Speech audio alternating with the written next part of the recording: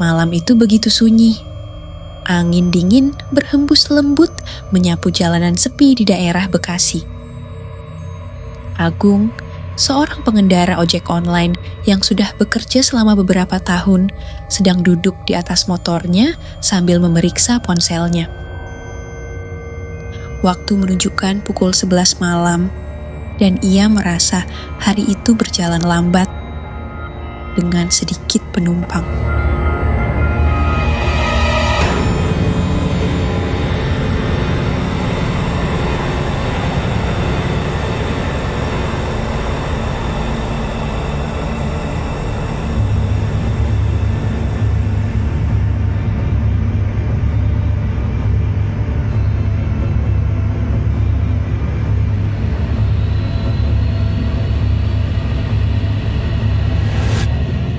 Tiba-tiba, ponselnya berbunyi tanda ada pesanan masuk. Agung segera membuka aplikasinya dan tertera permintaan penjemputan dari suatu alamat yang agak terpencil di pinggiran kota. Tanpa berpikir panjang, ia menerima pesanan itu dan langsung melaju ke titik penjemputan. Saat melaju di jalanan yang semakin sunyi, Agung merasakan ada sesuatu yang berbeda malam itu. Jalan yang dilaluinya semakin gelap dan dipenuhi pepohonan yang rindang. Sinar lampu jalan hanya terlihat samar-samar, menciptakan bayang-bayang yang tampak seperti sosok bergerak di kejauhan. Suara burung malam yang sesekali terdengar menambah kesan mistis di sekitarnya. Ketika Agung mendekati titik penjemputan, ia tiba di sebuah gang sempit yang dikelilingi pohon besar. Gang itu tampak sepi, bahkan tidak ada satu rumah pun yang tampak hidup. Ia berhenti di ujung gang, memperhatikan sekitar dengan hati-hati. Tidak ada tanda-tanda kehidupan. Ponselnya berbunyi lagi, tanda bahwa penumpangnya sudah berada di dekat lokasi.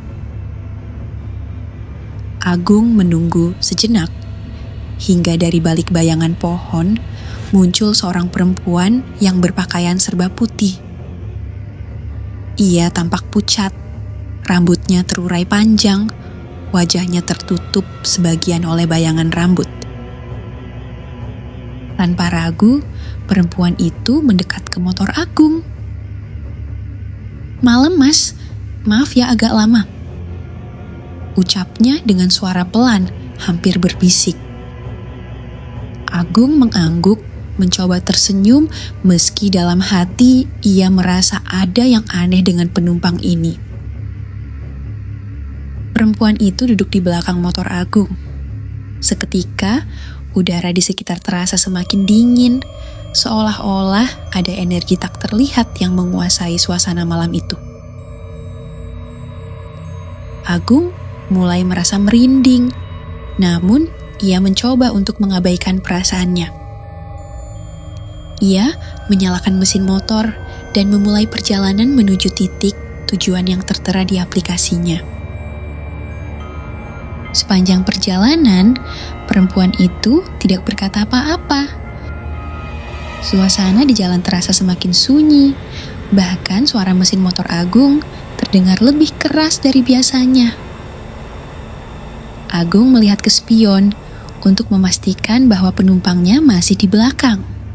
Namun, ketika ia melihat ke spion, sosok perempuan itu tampak kabur, seolah-olah tidak sepenuhnya hadir di dunia ini. Rasa tidak nyaman semakin menghantui Agung. Ia mencoba untuk fokus pada jalan, namun setiap kali ia melirik ke spion, penumpang itu tampak semakin kabur.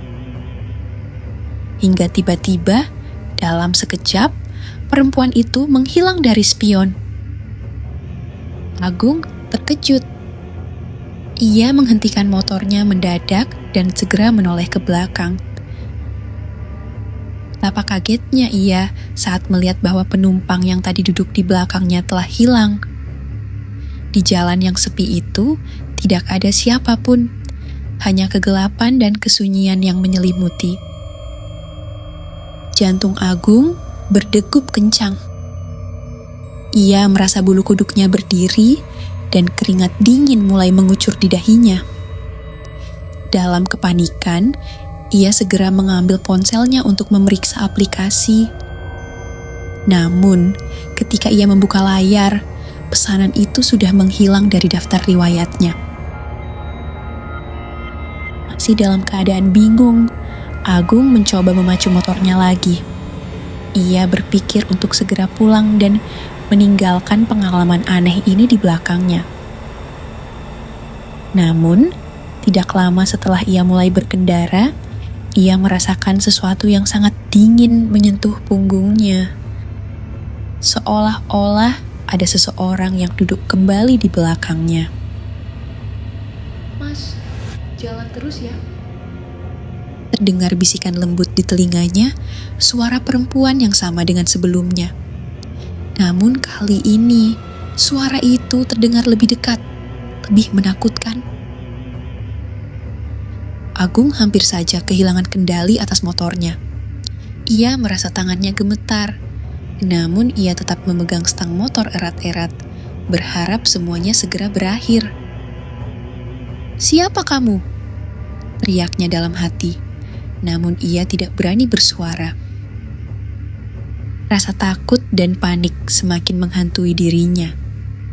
Ia mencoba melirik spion lagi, dan kali ini ia bisa melihat sosok perempuan itu dengan jelas, duduk di belakangnya, menatapnya dengan mata yang kosong dan wajah yang pucat. Wajah itu seolah tidak memiliki emosi, tetapi sangat menakutkan. Tak lama kemudian, Agung merasa motor yang dikendarainya semakin berat, seakan-akan ada sesuatu yang menahan laju motornya. Keringat dingin terus mengalir, dan ia mulai merasakan kehadiran sesuatu yang sangat mengancam. Saat ia melaju semakin cepat, tiba-tiba mesin motor mati di tengah jalan. Agung mencoba menyalakannya kembali, namun sia-sia. Dalam kegelapan itu, suara langkah kaki terdengar mendekatinya. Agung menoleh dengan perlahan dan melihat sosok perempuan tadi berdiri di depannya. Namun, kali ini wajahnya berubah mengerikan. Matanya hitam pekat, mulutnya menyeringai lebar, dan wajahnya perlahan-lahan berubah semakin rusak. Agung tidak bisa menahan ketakutannya lagi. Ia berteriak sekencang-kencangnya, namun suaranya teredam oleh kesunyian malam. Perempuan itu mendekat, tangan dinginnya terulur ke arah Agung. Saat itulah, tiba-tiba terdengar suara klakson mobil dari kejauhan. Sinar lampu mobil menerangi jalan, dan dalam sekejap, sosok perempuan itu menghilang.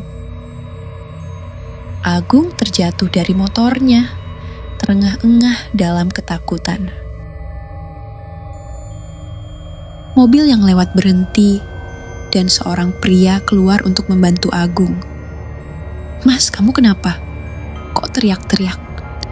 tanya pria itu sambil membantu Agung berdiri. Agung tidak bisa menjelaskan apa yang baru saja dialaminya.